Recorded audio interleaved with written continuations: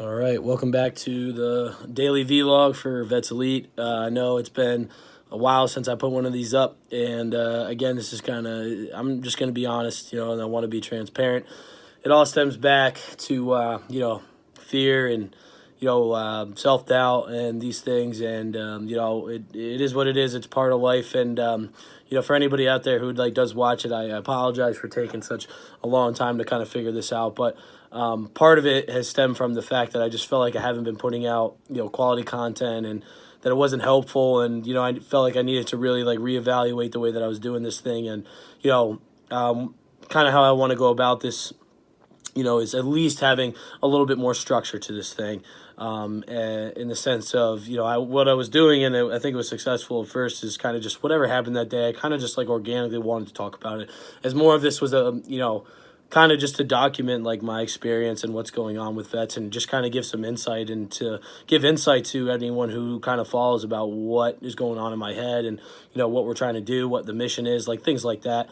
But I think there needs to be a little bit more structure here, and one of the ways that I want to do that is by kind of just having a theme for the week, or a theme for a couple of days at a time, and just to give some deeper insight, and to help maybe educate whoever's watching on the differences between, for example, kind of what I'm going to talk about is good and bad training, good and bad training, what really is how do you get athletes what they need, and what do athletes even need, that kind of thing. And or hey, hey, if somebody has a question about the dynamic effort VBT or velocity based training that I do, and then I'll kind of go into that, and I'll even go into a couple of days, go down some different rabbit holes, give a little background on it, where it came from, all those kinds of things. And I think having a theme will allow for whoever's watching to get more out of it, because at the end of the day, I want to be able to help as many people as possible in as many different ways. So today and in the next couple of days, what I'm going to do is I'm actually going to kind of talk about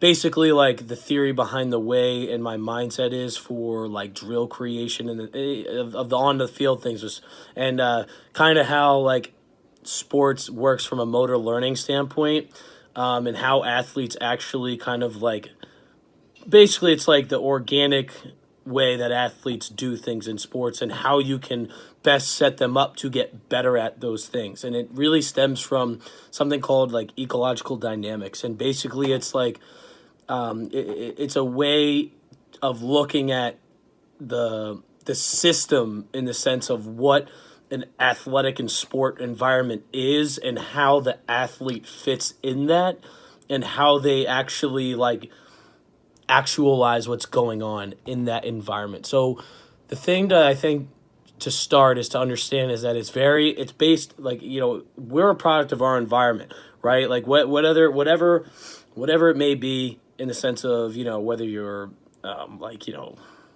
happy, sad, or as a person in general, let me reel back, right? So let's say for me, I am I'm a gym rat, right? I love being in the gym, but that was a product of my environment.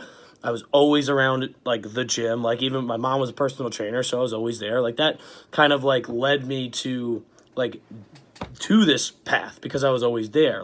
Just somebody who may not be an athlete who is involved in something out, that could have been because of their upbringing, part of their environment. And they are then moving on in their career, right? Finding what they can afford to do in that environment based upon their skills, right? That's how you build a career. So what is my skill set that can set me up to be able to live my life, afford my bills, do all this, based upon the environment, based upon what I can do, what are my opportunities within the environment. So in the sense of you might take a job down, and you take an internship first, because that's what you can afford to do based upon your skills, based upon your situation, right? You have to consider all these factors before you want to make that one decision, and then you actualize and make that decision. And then the next step is, maybe you get an improvement after your internship, right? You improve your skills on your coaching ability, or your programming, and now, okay, you have an opportunity to be a GA, right? That works out again, but with all these factors back here, based upon what you can offer, what you can afford to do, then you make that decision going forward. And that's based upon the environment and your interaction with the environment, right?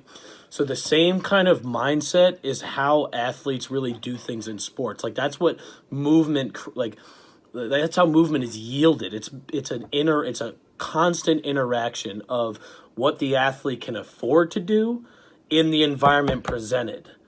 That is a successful sporting action, right? So, for example, if we're going to talk about like setting up a situation, right? So let's talk about, you're a basketball player, right? You're dribbling down the court. You're down by 3, okay? You're down by 3, and what can you afford to do that's a successful sporting action, right? All right, I'm not a good shooter, okay? I'm not the best shooter. This guy, this defender is in front of me. He's better and he's quicker than me, so I'm going to try to, create some space and make an open pass to my guy over here who's a shooter.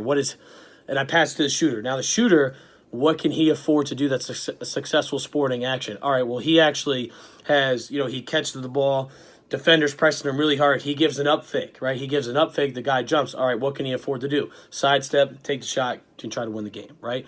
So it's like the reasoning why, the environment is what deciphered the fact that he could make that pass or he could take that shot. You know what I mean? It has nothing to do with their ability to shoot or their ability to dribble or their ability to up fake sidestep. Like, you know what I mean? It was about like what the environment afforded them to do, okay? So now a couple of terms that we kind of have to go over as a basis of motor learning is, one is the difference between change of direction and agility. Now, if we go back to that situation in that, the shooter who caught the pass and he, up faked and then sidestepped, right? So what someone might do to work on that ability is to say, okay, well, we need to work on your change of direction and your sidestep. So what are we going to do? We're going to put a band around your legs and you're going to jump to the side, jump to the side, jump to the side. That's changing direction, right? Or that's like manipulating your body in this sense, right? But the point is that agility, that's the ability to do that change of direction when it's relevant in the environment based upon your perception of what's going on to make a decision through action, okay? So that's kind of the difference. Like agility is pairing your perception to action, okay? It's seeing what's going on in the environment, make a decision that's best for you to do, okay? So for example, simple drill, right? The 5-10-5 drill, okay? You're doing the 5-10-5 drill. Now, one way you can do it is you work on it by yourself and you learn the pattern, right? You learn the pattern, okay? Well, now, one way to make that from a change of direction drill to a true agility drill where you're pairing the perception with the action is you have it be a mirror drill, and one person gets to start the drill, another person is trying to mirror. The person who starts, they get to decide which way to go to start. So whoever's following, they don't know. Now they have to perceive action of another human, and then they have to change direction as part of that, but it's about when the other person changes direction. Okay, so that's just a really basic introduction to what we're going to get into in the next couple of videos. So tomorrow what I'm going to do is I'm going to go into the actual terms and definitions about what I was just talking about. So I'm going to talk about perception action. I'm going to talk about affordances. I'm going to talk about environments and what that means to create environments. And then I'll talk about the constraints-led approach. That's possibly will be tomorrow, maybe the next day, okay? But this is like starting the line of thinking about how to set up drills and what's the best way and how athletes really move and how we can actually really train them to get better. Okay. Now this is going to be a long series, and it's a very complex topic, and it takes a while to understand. And listen, I'm not saying I understand fully because I'm still trying to learn about it every day. But if it's something where you want to get more information, you want to talk out this whole thing with me, please contact me. It'd be really, really good for you to get an understanding, especially if you're a coach. Even if you're a parent too. Even if you're a trainer, like that's really good information for you to know. You know what I mean? You need to know like what's beneficial and what's not. Okay, like am I running my kid into the ground by having him do all these cone drills? Is that really helping him to be a better athlete? Or is he just getting better at running to cones? Okay, that's something we got to think about. So stay tuned for the next couple days.